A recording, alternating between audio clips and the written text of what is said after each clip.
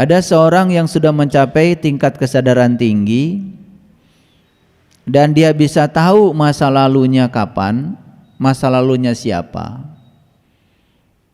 Dia juga tahu masa lalunya pernah tinggal di mana, yang dalam bahasa psikologis, bahasa sains sering disebut dengan past life, past regresi.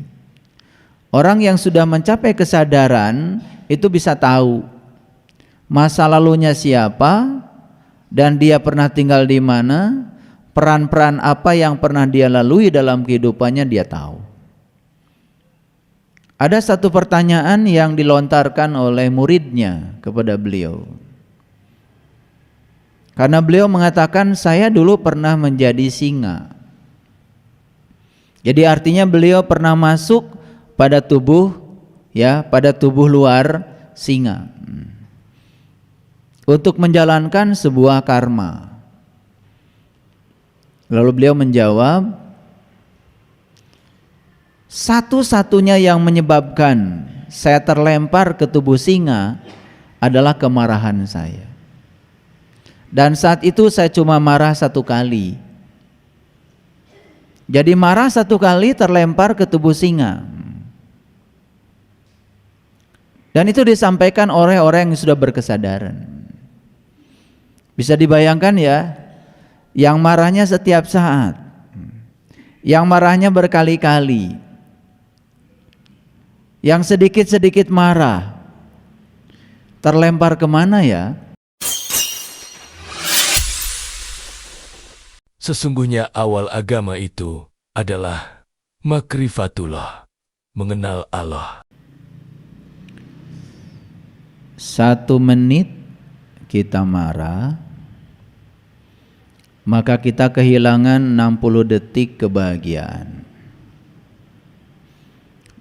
Padahal 1 menit sama dengan 60 detik. Saya kalau ngasih ujian singkat sama mahasiswa, saya tidak pernah mengatakan 3 menit, tapi saya bilang ujiannya 180 detik. Karena kalau saya bilang 3 menit, mereka bilang singkat sekali Pak. Enggak, saya bilang 180 detik. Jadi kata 180 kan perasaannya besar. Sebetulnya judul ini bukan judul matematis. 1 menit kita marah, kehilangan 60 detik kebahagiaan. Walaupun 1 menit itu 60 detik, sebetulnya hakikatnya adalah satu kemarahan itu dampaknya sangat besar dan lama. Makanya sengaja saya menggunakan angka 1 berbanding 60.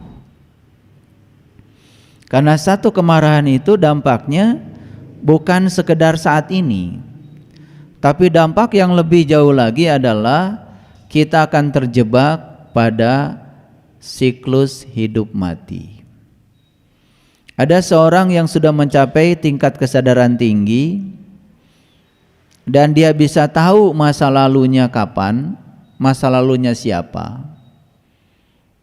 Dia juga tahu masa lalunya pernah tinggal di mana, yang dalam bahasa psikologis, bahasa sains sering disebut dengan past life, past regresi.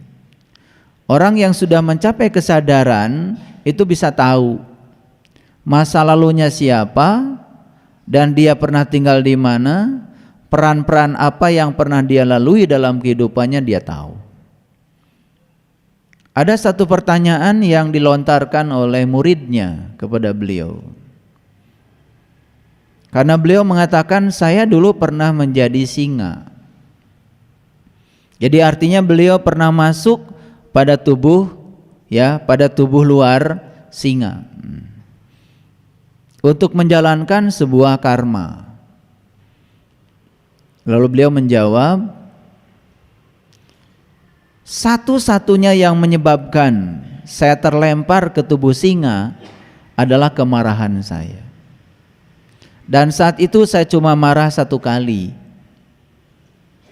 Jadi marah satu kali terlempar ke tubuh singa. Dan itu disampaikan oleh orang yang sudah berkesadaran.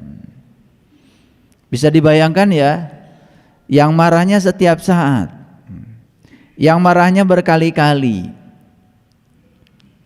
yang sedikit-sedikit marah, terlempar kemana ya? Satu kemarahan menyebabkan dia terlempar ke tubuh singa.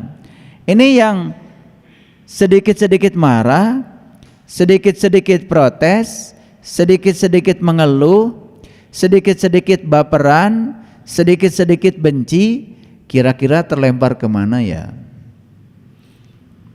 Ini yang ditanya seorang guru. Dan kalau seorang guru ditanya, itu akan memberikan jawaban, yang jawaban itu pasti menginspirasi. Itulah kenapa walaupun di sini 1 menit sama dengan 60 detik, sebetulnya kemarahan satu kali itu bisa berdampak 60 kali lebih. Oleh karena itu satu sebab itu bisa menyebabkan banyak akibat. Ada juga banyak sebab hanya menimbulkan satu akibat.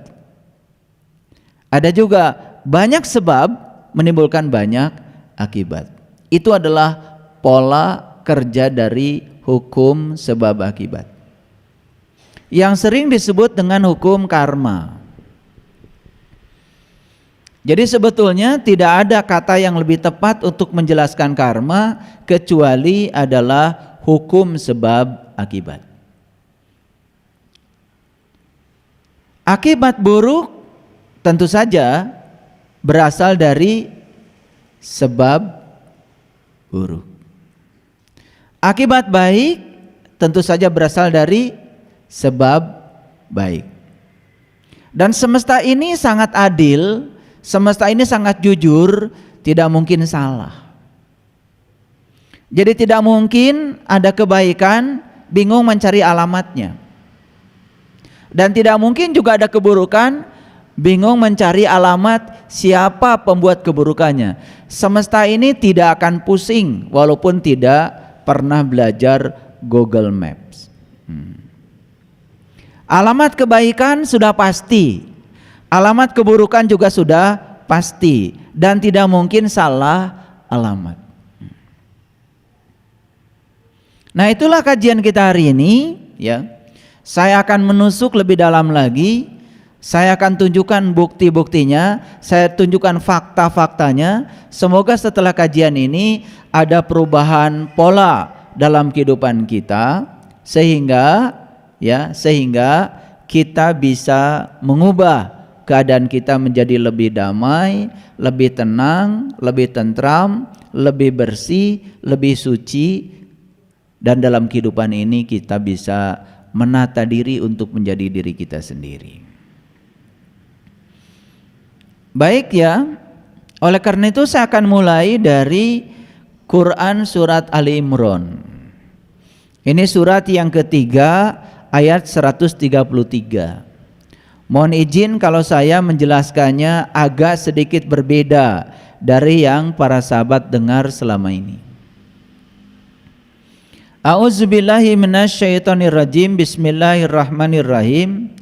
Wasari'u ila magfiratim mir rabbikum wa jannatin arduhas samawati wal ardh uiddat lil muttaqin. Wasari'u ila magfirah, bersegeralah kamu kepada ampunan dari Tuhanmu. Wasari'u ila magfiratim mir rabbikum, bersegeralah kamu kepada ampunan dari Tuhanmu. Tolong dipahami ya, kata-kata yang dipakai di sini adalah ampunan. Begitu ada kata-kata ampunan, biasanya kita langsung melakukan ritual minta ampun. Betul? Dan selama ini kita menganggap kalau sudah minta ampun, semua dosa-dosa dan kesalahan kita itu dihapuskan. Karena selama ini kita berpikir bahwa diampunkan berarti dihapuskan. Padahal jelas sekali di Quran Allah mengatakan berulang kali bahwa kebaikan sebesar biji sawi akan kembali padamu. Keburukan sebesar biji sawi akan kembali kepadamu. Kalau kamu pernah mencubit orang, maka suatu saat kamu akan dicubit orang. Kalau kamu pernah menyakiti orang, maka kamu akan disakiti orang dengan sakit yang sama. Jadi kalau begitu, apa yang disebut dengan ampunan? Apakah ampunan itu penghapusan dosa? Ternyata tidak ada penghapusan dosa. Jadi Quran saja mengajarkan kepada kita bahwa yang ada itu adalah pengampunan dosa.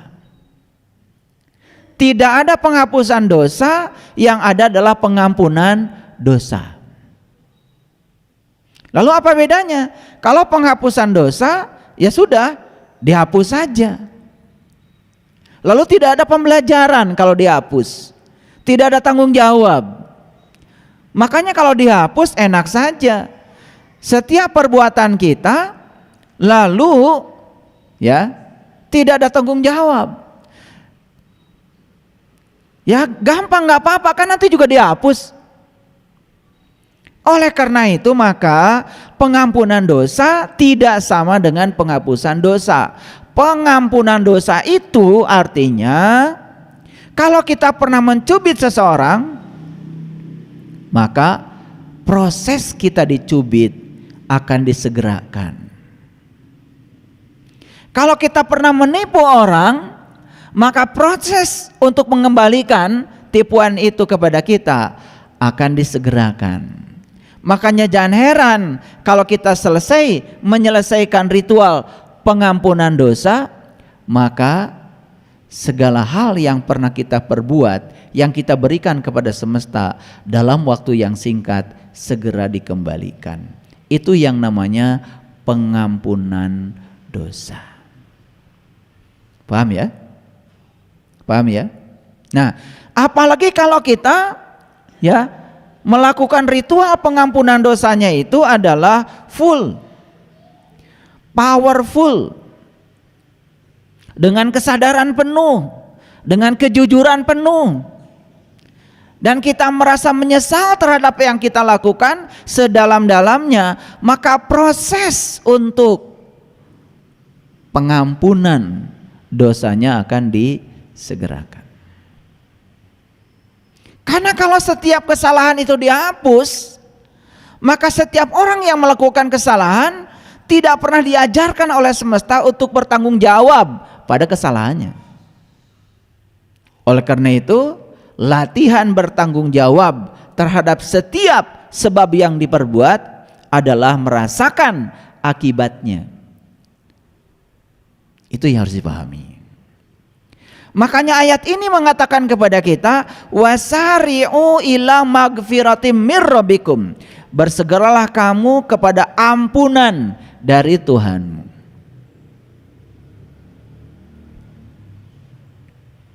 Wa jannatin arduhas samawati wal ar, dan bersegeralah kamu kepada surga yang luasnya seluas langit dan bumi.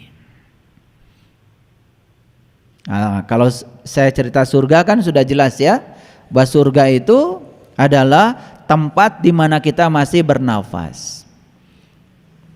Bahkan di Quran surat Hud dikatakan surga itu adalah langit dan bumi masih ada. Nah, ketika seseorang ini sudah membebaskan diri ya dari segala akibat-akibat buruknya dengan cara membayar, menanggung risiko dari akibat buruknya, dari sebab buruk yang ditimbulkannya, maka dia akan memiliki sebuah keluasaan, kelapangan seluas langit dan bumi. Itulah suwarga loka. Jadi surga itu dari kata suwarga, bahkan dilengkapi menjadi loka. suwarga loka. Su itu artinya abadi, warga itu kumpulan, loka itu lokasi. Suwarga loka berarti tempat berkumpulnya segala saripati, tempat berkumpulnya segala kesejatian. Makanya orang yang sudah memasuki surga saat ini, di sini sekarang dia tidak suka kedangkalan, dia tidak suka kebohongan, dia tidak suka kepalsuan, dia inginnya kesejatian, keaslian, dan tidak mau kepalsuan. Baik sampai sini, paham ya? Nah, uiddat lil muttaqin, itulah yang disediakan untuk orang-orang yang bertakwa. Lalu siapa orang yang bertakwa itu? Nah, saya sudah uraikan berulang kali di berbagai kajian. Jadi orang yang bertakwa itu menurut Quran surat Al-Baqarah ayat 63, satu, yang sudah mengambil janji. Dua, yang sudah diangkat gunungnya, kesadarannya. Yang ketiga, yang sudah ditunjukkan sesuatu kepadanya. Yang keempat, yang sudah bisa mengingat apa yang ditunjukkan Allah di puncak kesadarannya. Itulah takwa. Nah, itu yang dijanjikan ya untuk orang yang bertakwa. Makanya kalau ada orang mengaku sudah bertakwa tetapi dia belum bisa memaafkan, ada orang yang mengaku sudah bertakwa tetapi masih sibuk dengan kebencian, ada orang yang mengaku sudah bertakwa tetapi masih banyak dendam kesumat dalam dirinya, belum bisa menerima semua orang apa adanya, itu pengakuan takwa yang tidak selayaknya. Sampai sini paham ya?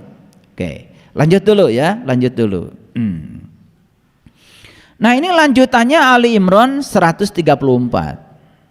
Siapa orang yang bertakwa itu? Nah, ini ekstrapolasi namanya.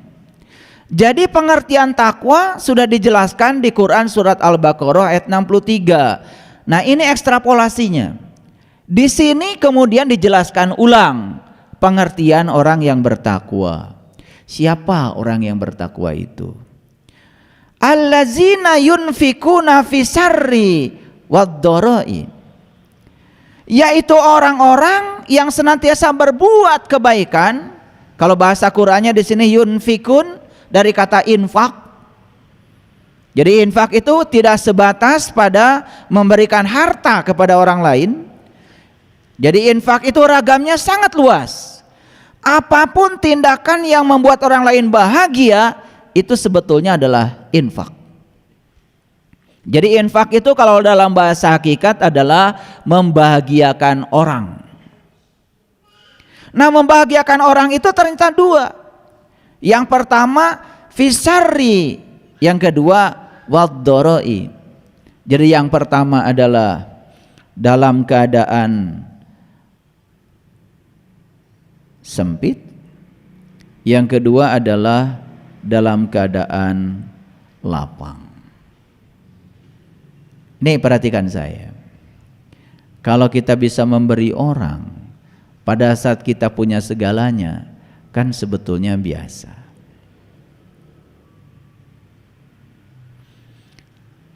Dan godaannya yang saya rasakan, justru kadang-kadang banyak orang yang datang kepada kita minta tolong, justru pada saat kita sedang dalam keadaan sempit.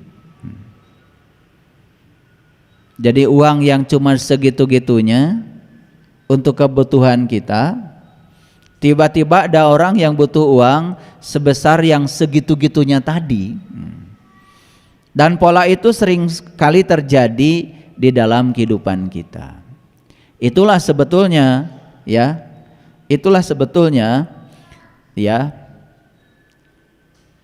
pelajaran yang sangat luar biasa untuk orang yang bertakwa itu.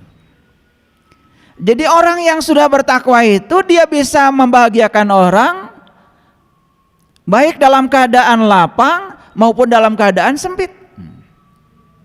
Membahagiakan orang dalam keadaan lapang sudah seharusnya. Dan membahagiakan orang dalam keadaan sempit, ini tantangan yang luar biasa. Jadi hati-hati nih. Begitu kalian bilang saya orang yang bertakwa, akan ada dua pada diri kita. Satu akan diuji saat kita lapang, yang kedua akan diuji saat kita sempit. Dan ujian saat kita lapang mungkin kita sukses semua.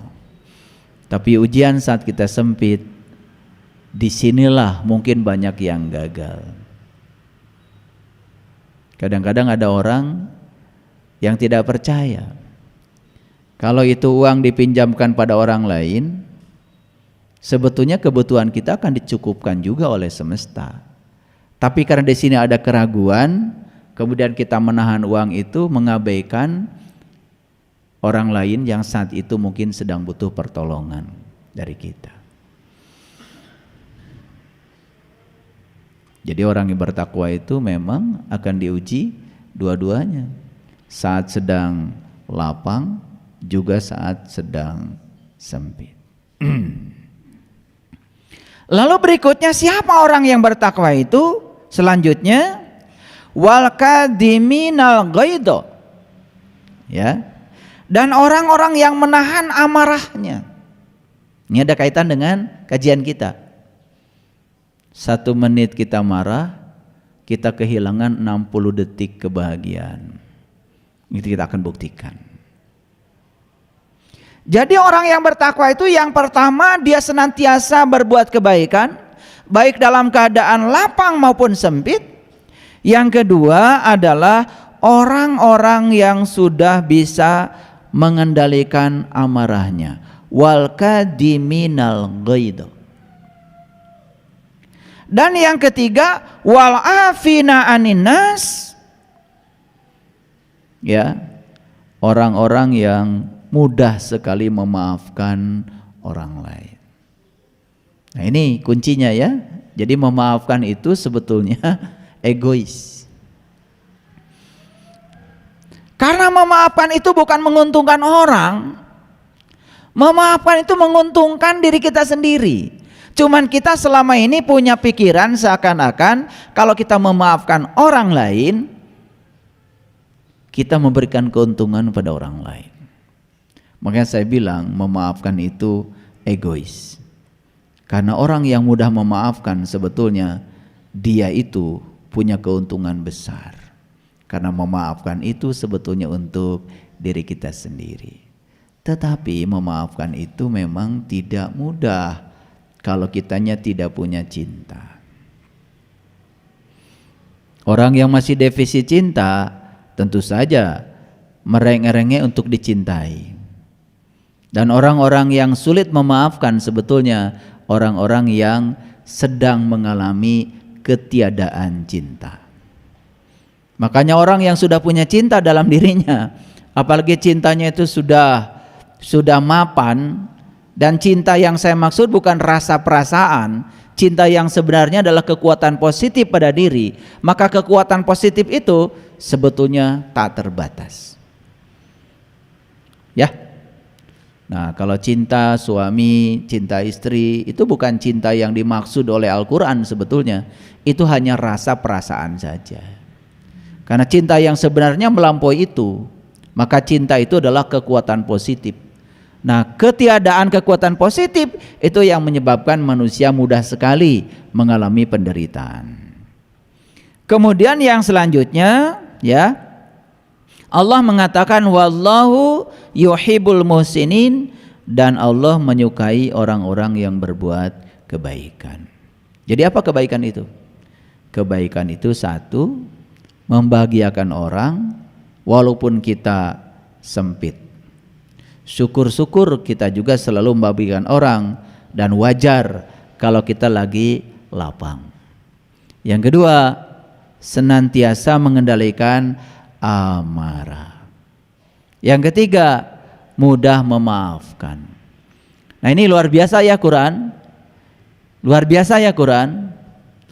Karena orang yang sulit memaafkan itu sebetulnya mereka yang belum bisa mengendalikan amarahnya. Maka siapapun yang sudah bisa mengendalikan amarahnya, selanjutnya itu pasti mudah memaafkan. Dan ini nggak terbalik itu. Struktur logikanya nggak terbalik. Jadi wal kadiminal ghaido dulu, baru wal afina aninnas. Siapapun orang yang sudah pandai mengendalikan amarahnya, maka mudah sekali dia memaafkan. Nah, itulah kajian kita. Ini pendahuluannya.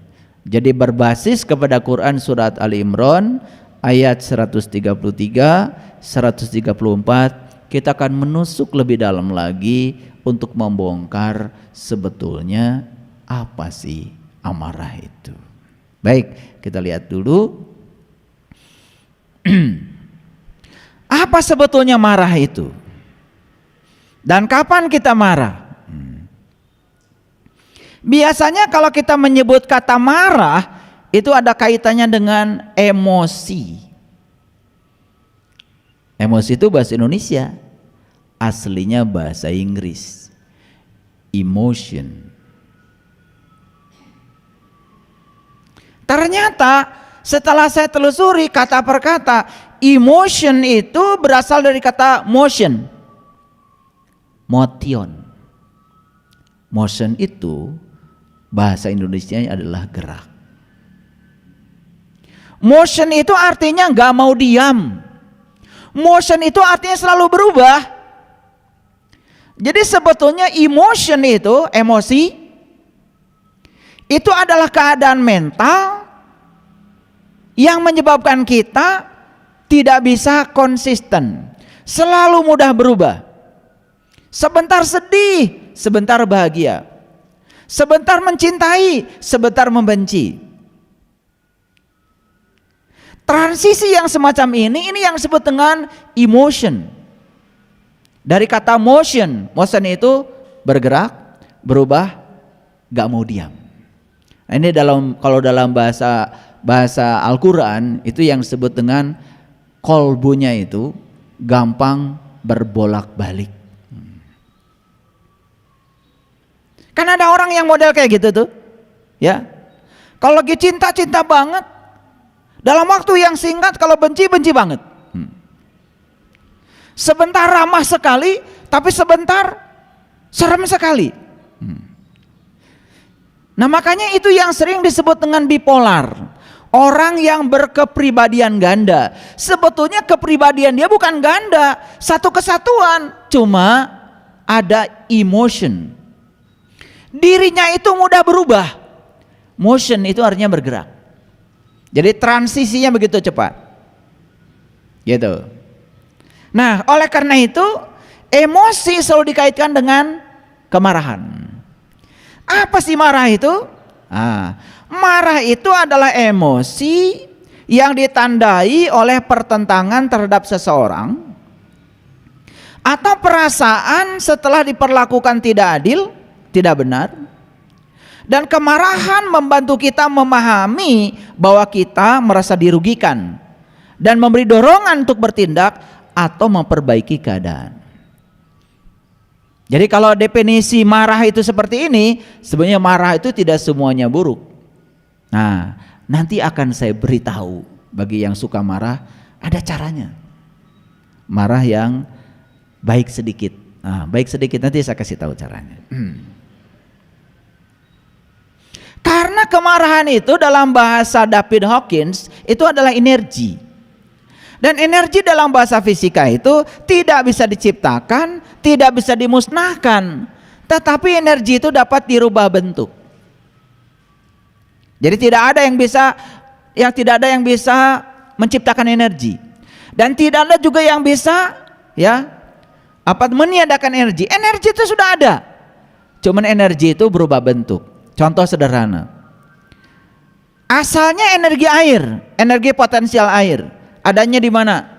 Ya, dulu kampung di sana, ya, di Cirata itu kampung di Bendung. Sehingga air sungai Citarum yang begitu luar biasa itu kemudian ditampunglah. Nah, setelah ditampung kemudian dia memiliki tenaga potensial yang disebut dengan tenaga potensial air. Lalu itu digunakan untuk mendorong turbin, bukan? Maka dibangunlah pembangkit listrik tenaga air, namanya PLTA. Isinya apa? Air yang ditampung itu, tenaga yang besar itu kemudian disalurkan ke pipa, digunakan untuk memutarkan turbin. Jadi asalnya energi potensial berubah menjadi energi kinetik, kemudian menggerakkan turbin, setelah itu dirubah menjadi energi listrik. Setelah terjadi energi listrik kemana? Disalurkan ke rumah-rumah, terserah sampai di rumah mau dibuat jadi apa. Ada yang dijadikan energi cahaya, ada yang dijadikan energi gerak, memutar blender di dapur. Ada yang dijadikan energi gerak untuk apa? Memompa air, memasuki toren, dari toren dijatuhkan ke bawah. Di rumah kita betapa susahnya kalau tidak ada listrik. Coba sadari, apa yang terjadi di rumah? Yang terjadi di rumah itu adalah perubahan energi. Energi listrik digunakan untuk berbagai keperluan rumah. Habis keramas, ya supaya tidak pusing, hair dryer. Itu energi listrik dirubah menjadi energi gerak, sehingga kipas angin bergerak, rambut cepat kering. Kenapa? Karena dengan ditiupkan udara, proses penguapan air menjadi lebih cepat. Nah, cuma itu tidak pernah disadari bahwa sebetulnya energi itu tidak bisa dimusnahkan, tidak bisa diciptakan. Energi itu hanya bisa dirubah bentuk. Itu namanya hukum kekekalan energi. Nah, gaul dikit ngajinya, biar pinter sedikit. Itu kan sebetulnya fakta sehari-hari yang tidak pernah disadari. Kalau marah itu energi, berarti sesungguhnya energi itu tidak bisa dimusnahkan, juga tidak bisa diciptakan.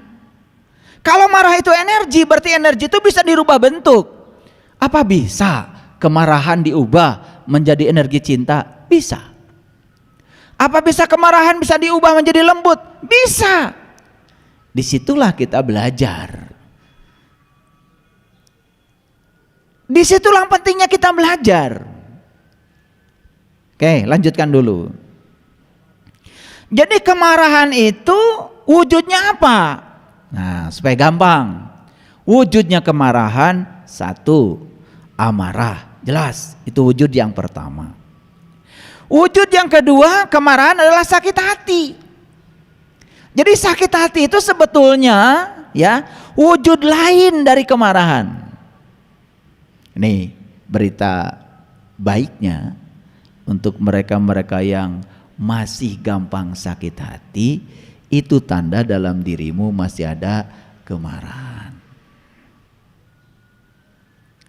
Jadi kemarahan itu wujudnya yang pertama supaya gampang, amarah, itu jelas, itu sudah tidak usah dibicarakan lagi. Wujud yang kedua adalah sakit hati. Wujud yang ketiga adalah sedih. Sedih pun sebetulnya wujud lain dari kemarahan. Tiba-tiba sedih. Bingung saya kenapa ya kok hari ini saya sedih. Kamu tuh masih punya kemarahan.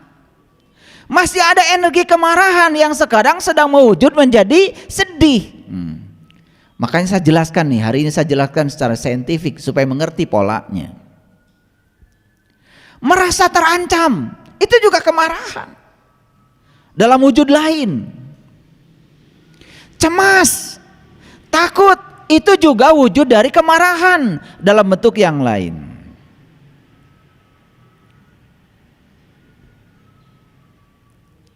Ketika ada kemarahan, gimana cara mendeteksinya? Gampang.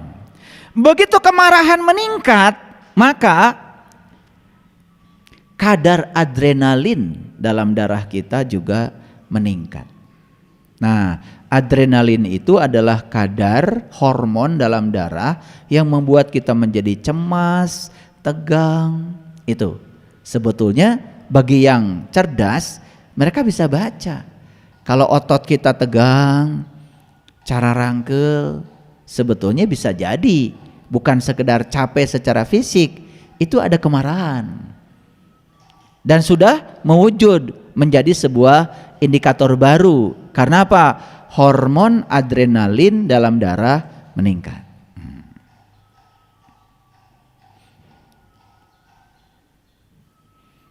Ya, itu.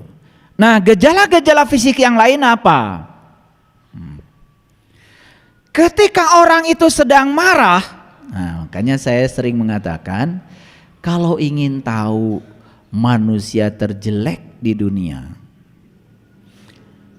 lihat saja kamu ketika sedang marah.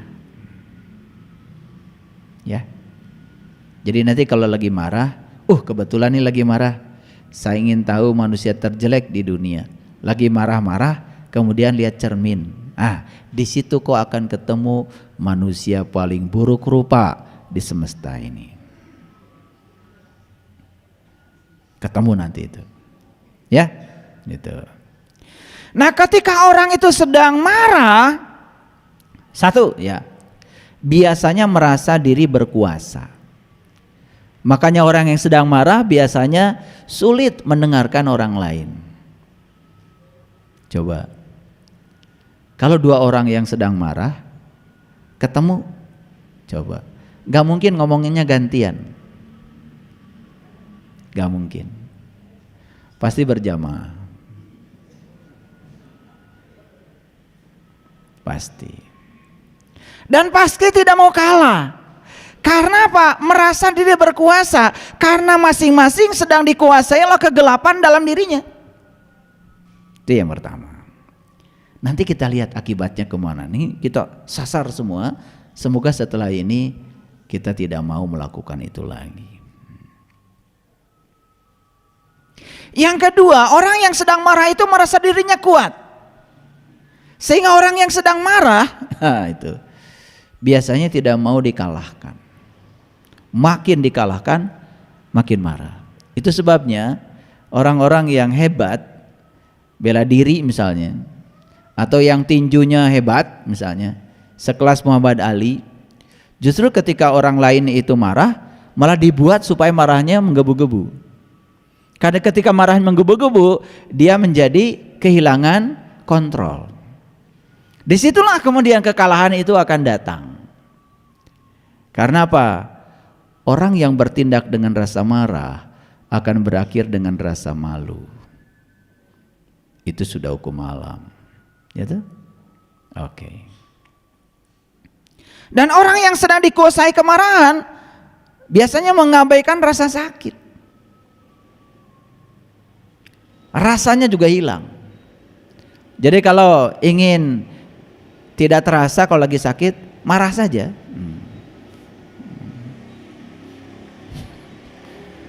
Dan setelah itu tambah parah. Karena itu cuma sesaat saja sebetulnya. Karena dia sedang dikuasai oleh egonya. Yang keempat, tidak berdaya. Dari orang yang sedang dikuasai oleh kemarahan, dia tidak berdaya. Maksudnya apa? Dia tidak berdaya untuk mengendalikan dirinya. Yang kelima adalah frustrasi, rendah diri. Oleh karena itu maka orang yang sedang dilanda kemarahan, untuk menghilangkan amarahnya itu dengan cara apa? Menyerang, berteriak, atau melakukan kekerasan fisik. Karena dia sedang diganggu oleh pikiran bawah sadarnya. Dia pikir kalau dia itu mukul-mukul pintu, maka kemarahannya hilang. Kan gitu. Nah, kita selusuri dulu nih supaya semuanya tuntas. Nanti kita kaitkan dengan ayat tadi, kemudian kita coba elaborasi lebih dalam. Apa yang memperparah seseorang yang sedang marah? Ini sudah marah. Ini sudah marah. Lebih parah lagi marahnya. Pertama, ini masalah mood ya. Masalah mood.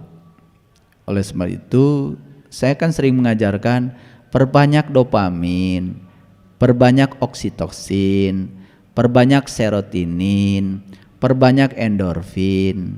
Karena itu menimbulkan mood yang baik. Yang suami istri sering pelukan, itu moodnya baik.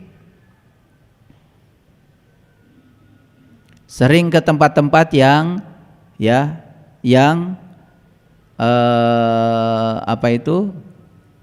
lebih dekat ke alam. Lihat pemandangan, lihat gunung, lihat ruang kosong, itu sebetulnya meningkatkan mood itu. Banyak sekali yang mengabaikan hal seperti itu. Berjemur ya di matahari itu meningkatkan mood. Mandi pakai air hangat itu juga meningkatkan dopamin. Makan enak, ya sehat, itu juga meningkatkan mood itu. Jadi banyak sekali, dengarkan musik itu juga meningkatkan mood itu. Sudah pemarah, ke hutan, gak mau menyatu dengan alam, gak mau dengarkan musik, haram. Joget, gak mau, ya. Diajak cerita-cerita, gak mau. Diajak humor juga marah. Wah, parah itu. Parah. Makanya banyak yang mengabaikan ya ketika saya ajak, yuk kita ke alam. Yuk kita naik gunung, yuk kita ke curug. Yuk kita meditasi di alam. Banyak yang mengabaikan. Wah, buat apa? Apalagi dikaitkan dengan uang, katanya menghambur-hambur uang. Ya Allah, uang yang kita keluarkan itu tak seberapa dibandingkan mood ya, rasa yang didapat oleh kita.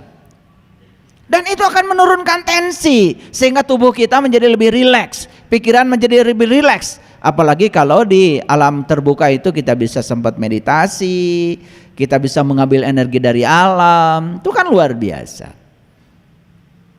Makanya coba lihat ya, hampir di semua ya komunitas spiritual menyatu dengan alam itu rutin karena itu perlu.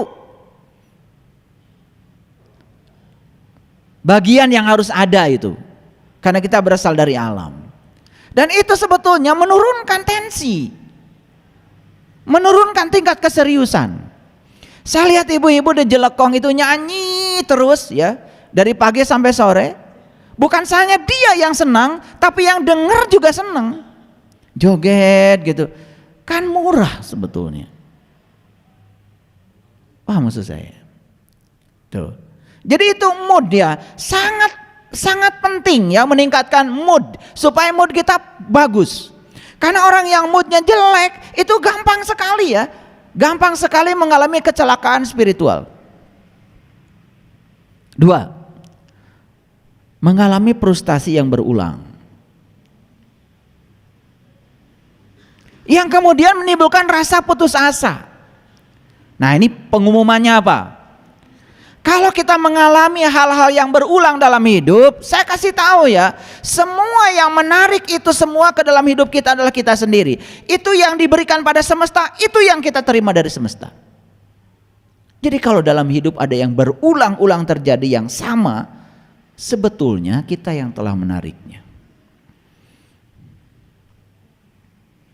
Yang ketiga, ya, hal-hal yang membuat hidup terasa tidak pasti, penuh risiko dan menakutkan. Kenapa? Karena pikiran kita sering sekali berjalan ke masa depan, sehingga timbul kecemasan yang sangat dalam. Itu yang disebut dengan overthinking. Yang keempat adalah berulangnya situasi ya yang di masa lalu membuat kita marah. Lihat saya semuanya. Pernah enggak? Dulu ada kejadian di mana kita marah. Pemicunya itu. Kok sekarang pemicu yang sama muncul lagi dan kita marah? Pernah enggak? Gampang kok. Sepanjang kita masih marah, kejadian itu akan datang dan datang lagi. Jadi kuncinya cuma satu kok, terima yang disebut kita tidak nyaman bagi kita itu, terima yang kita tolak itu, begitu kita terima, berikutnya selesai. Dan pola itu tidak pernah kita baca. Tuh, makanya kita sering terjebur ke lubang yang sama. Yang kelima, ada provokasi yang berulang, biasanya oleh orang lain atau oleh sesuatu. Ini pentingnya kita punya sahabat-sahabat yang bijaksana itu di situ. Mohon maaf ya, punya sahabatnya itu tukang ngadu aja, punya sahabatnya itu tukang memprovokasi. Lagi tenang-tenang gitu ya, tiba-tiba cerita, dan cerita itu kemudian nyangkut-nyangkut sesuatu yang dulu pernah menimbulkan kemarahan, ya terpancing lagi karena udah provokasi. Dan kitanya pun juga mengizinkan, malah pengen tahu, malah tertarik, ya sudah timbul saja kemarahan. Yang terakhir adalah hilangnya empati terhadap orang lain. Ya, oke. Bagaimana cara tepat untuk melampiaskan amarah? Nah, ini yang saya janjikan tadi. Boleh nggak melampiaskan amarah? Boleh.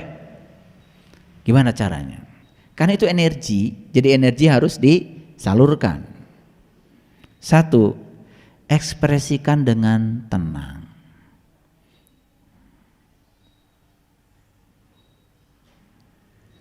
Boleh gitu ya, mengekspresikan kemarahan boleh, karena kalau diekspresikan dengan tenang tidak terjadi apa-apa. Contoh sederhana, kalau kita beli tabung gas yang 3 kilo langsung kita bakar sekaligus, caranya apa? Langsung saja ya, dibuka, masukkan api, masuk api semuanya, 3 kilo terbakar di ruang itu. Meledak nggak? Meledak. Tapi kalau tabung yang 3 kilo itu sedikit, kan sama-sama dibakar. Kan telur jadi matang, betul nggak? Ikan jadi enak, nggak gosong. Kalau dikit-dikit apinya, kan sama-sama dibakar sebetulnya. Jadi gas yang 3 kilo itu kalau dibakar cepat sekaligus meledak. Tapi kalau dibakarnya sedikit-sedikit, kan 3 kilo cukup seminggu. Kalau nggak masak-masak maksudnya. Tapi kalau masaknya sedikit-sedikit kan semuanya jadi nggak ada apa-apa. Tidak ada bencana di rumah. Malah semua menjadi positif. Sama-sama dibakar kok. Gas itu sama-sama dibakar, yang satu dibakarnya cepat, yang satu dibakarnya pelan-pelan. Jadi sebetulnya boleh marah? Boleh, tetapi dikit-dikit. Itu yang disebut dengan ekspresikan dengan tenang. Karena apa? Ya, tabung gas yang 3 kilo ketika tenang tidak menimbulkan apa-apa, malah nasi jadi matang. Positif bukan? Gitu. Jadi ini boleh dari saya ya. Hari ini saya izinkan kalian marah, tetapi satu, ekspresikan dengan tenang. Nah ini kadang-kadang, mohon maaf ya, kita ini cuman salah tempat saja, itu? Iya, salah tempat, salah situasi. Kalau situasi yang tepat sebetulnya kemarahan tidak terjadi. Tetapi sebetulnya segala unek-unek itu bisa sampai, bisa. Yang kedua, bersikap hormat dan ungkapkan hal yang kita unek-unek itu secara spesifik. Contoh. Ini saya kasih tahu. Masih ingat tadi tabung gas dibakar dikit-dikit? Oke, nggak apa-apa kan? Itu. Fokus saja. Nah biasanya ini penting untuk diketahui. Pasangan suami istri sedang memperdebatkan sesuatu. Sebetulnya yang diperdebatkan itu asal tidak dilebarkan. Biasanya suka ditarik ke masa lalu. Mulai dilebarkan. Bawa-bawa orang ketiga, dilebarkan.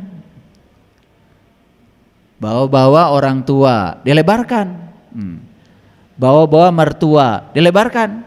Nah jadi lebar itu karena apa? Dilebarin karena tidak spesifik. Masalahnya sederhana kok, cuman masalah ya sepele, tetapi karena tidak spesifik, akibatnya melebar kemana-mana. Nah, kalau sudah melebar kemana-mana, saya tidak diizinkan marahnya. Kalau mau marah, 1, ekspresikan dengan tenang. 2, bersikap hormat dan ungkapkan secara spesifik. Boleh, ini boleh marah. Syaratnya baru 2 ini. Yang ketiga, kalau kita tidak suka pada orang, kritik perilakunya. Jangan dipojokkan orangnya. Karena ketika orang yang dipojokkan, biasanya orang ini akan melakukan perlawanan. Tapi kalau perilakunya, saya kira enggak. Saya sebetulnya tidak benci sama Anda. Cuman saya ingin mengingatkan Anda karena perilaku Anda itu menurut masyarakat kurang pas.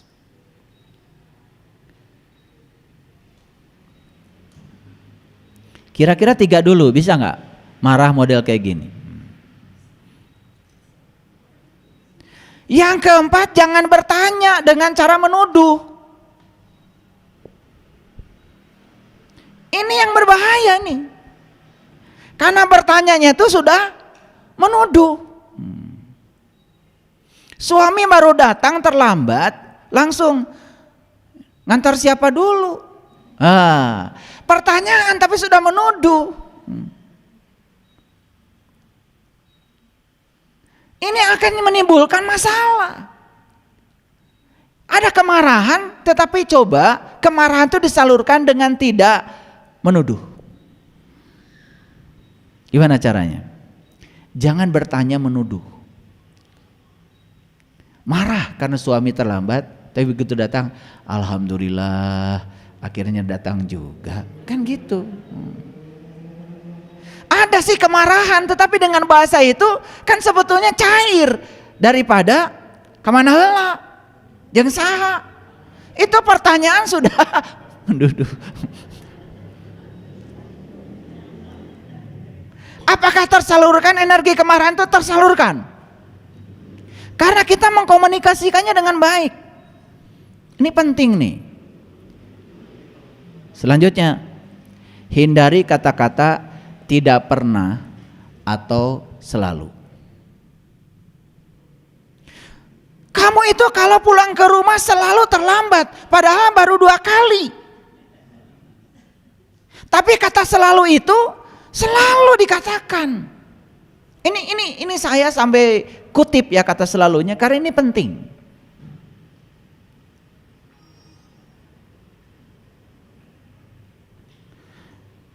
Kita tidak suka orang lain berbohong, bukan?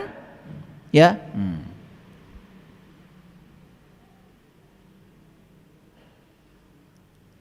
Kita ingin memperbaiki orang lain yang berbohong, tapi dengan cara apa? Selama kita menikah, saya tidak pernah. Padahal sering banget. Selama saya menikah, perasaan saya tidak pernah usil. Padahal usil tiap hari. Itu kata-kata itu akan menimbulkan kekacauan. Pokoknya tidak pernah dan selalu hindari.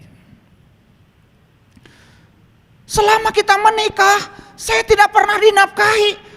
Aduh, ari eta dahar unggal poe di mana? Itu menimbulkan kemarahan itulah, kata tidak pernah. Jadi tidak pernah dan selalu hindari. Ini peringatan, boleh marah tetapi jangan menggunakan 2 kata itu. Tidak pernah dan selalu. Ini fakta-faktanya dulu, belum dikasih solusi sama saya. Jangan mendikte seseorang apa yang harus dilakukan atau diucapkan. Kita sering mendikte orang lain supaya dia mengucapkan sesuatu yang kita senang dengan ucapannya. Jangan. Biarkan orang lain juga sama. Ingin berkata yang membebaskan dirinya. Nah itu, biasanya kita nggak mau orang lain berbicara. Jangan bicara begitu. Udah mendikte. Nah, itu kan menimbulkan kemarahan. Jadi boleh marah tapi jangan mendikte. Bisa ya, bisa. Catat ini penting, terutama yang suka marah. Fokus untuk mencari solusi, jangan berfokus pada masalah. Ini penting, karena biasanya kalau ada orang yang marah, dia berfokus pada kemarahannya. Contoh, anak kita baru dibelikan sepeda motor baru. Ternyata sepeda motornya itu dipakai ngebut, kemudian jatuh, nabrak tukang bakso. Baksonya berantakan, piringnya berantakan, sampai mau jualan bakso nggak jadi karena baksonya tumpah. Kalau berfokus pada masalah, terus aja, kenapa kamu itu melakukan itu? Kenapa kamu terus aja berfokus pada masalah? Boleh marah, tetap berfokus pada solusi. Gimana cara marahnya? Sudah, nggak apa-apa. Kamu sakit nggak? Sakit, puskesmas. Sepeda motor rusak? Rusak, bengkel. Tukang baksonya tumpah, baksonya? Tanya, berapa semuanya? Hitung-hitung dijajanin baksonya. Marah ini marah ya, tetapi menyelesaikan masalah. Mangkok 10 rusak, tanya ke pasar baru, sabaraha hijina, bayar. Ini marah nih, tapi berfokus pada solusi. Ini pengalaman kita semua. Kalau marah itu selalu mencari-cari kesalahan, lalu tidak ada ujungnya, betul nggak? Akibatnya tambah banyak masalahnya karena tidak berfokus pada solusi. Anak tidak seperti yang kita mau, ya sudah. Mau apa? Budak-budak orang rek dikemanakeun, singkahkeun, tambah masalah, betul nggak? Udah, eta teh budak orang. Kenapa anak kita begitu? Bawa-bawa itu potret dari kita. Sing sadar, we da budak teh baheula mah kosong. Desian kurang kene, geus desian urang teu narima. Makanya kalau kita lihat anak, lihat aja dulu diri kita. Kalau saya begitu, bisa lihat anak, saya lihat saya aja. Gitu. Ya, awal-awal belajar itu pasti sulit, betul nggak? Karena kita juga pengen anak seperti yang kita mau, betul? Tapi harus sadar, anak itu tamu agung yang datang ke semesta untuk menjadi dirinya sendiri, bukan menjadi ibu bapaknya.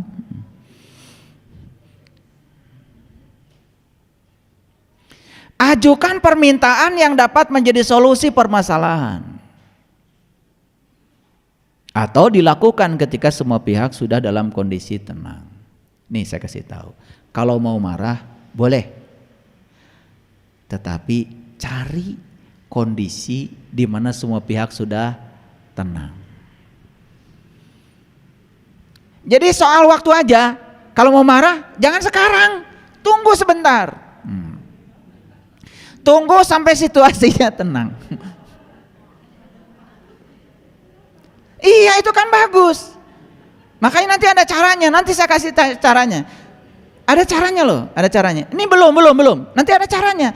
Sangat praktis. Ada caranya.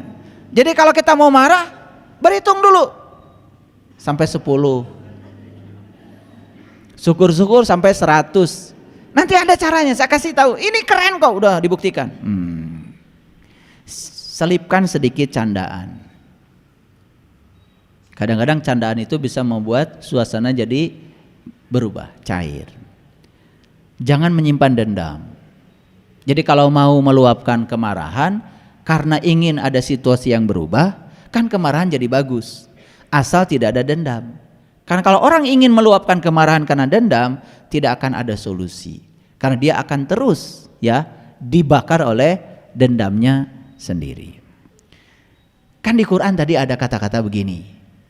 Kamu disebut orang bertakwa kalau bisa mengendalikan amarah. Tapi kumaha carana kan enggak ada di Quran. Ini maksud saya.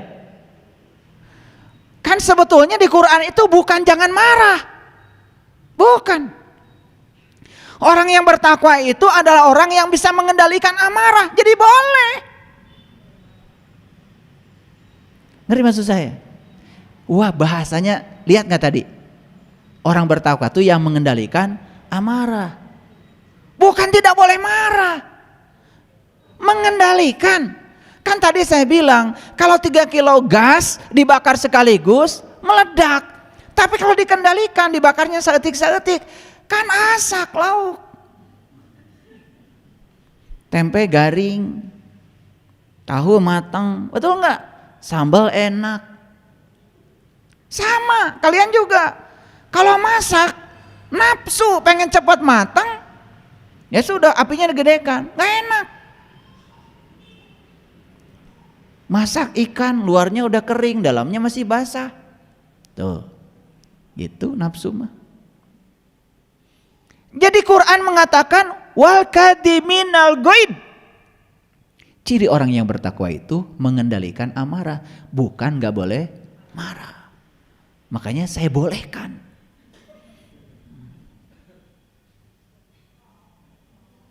Yang terakhir adalah perbanyak aktivitas yang memicu relaksasi pikiran. Karena kemarahan itu berasal dari kekakuan pikiran, makanya harus seling relaksasi. Saya kalau sama istri saya, ya, habis mandi, udah pakai baju, pelukan, ya sebentar aja, ya. Itu relaksasi. Saya yakin lah. Banyak uang juga kalau sering pelukan mah pasti bahagia.